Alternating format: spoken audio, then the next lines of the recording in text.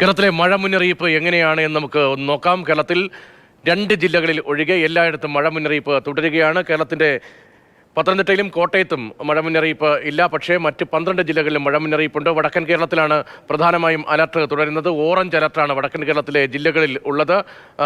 അതിനൊപ്പം തന്നെ മറ്റ് ജില്ലകളിലെല്ലാം 8 ജില്ലകളിൽ യെല്ലോ അലർട്ടും നൽകിയിട്ടുണ്ട്. കനത്ത ജാഗ്രത പാലിക്കണം എന്ന നിർദ്ദേശം ഉൾപ്പെടെയാണ് കാലാവസ്ഥാ വകുപ്പിൻ്റെയും ദുരന്ത നിവാരണ അതോറിറ്റിയുടെയും ഒക്കെ ഭാഗത്ത് നിന്ന് ഉണ്ടാകുന്നത്. മാത്രമല്ല, ഈ മഴയുമായി ബന്ധപ്പെട്ട് ഇപ്പോൾ സ്കൂൾ തുറന്ന സമയമൊക്കെ ആയതുകൊണ്ട് തന്നെ വരും ദിവസങ്ങളിൽ മഴ കൂടുതൽ ശക്തിപ്പെടുകയാണെങ്കിൽ വലിയ ശ്രദ്ധ വേണമെന്ന നിർദ്ദേശം ജില്ലാ ഭരണകൂടങ്ങളും കഴിഞ്ഞ ദിവസങ്ങളിൽ നൽകിയിരുന്നു.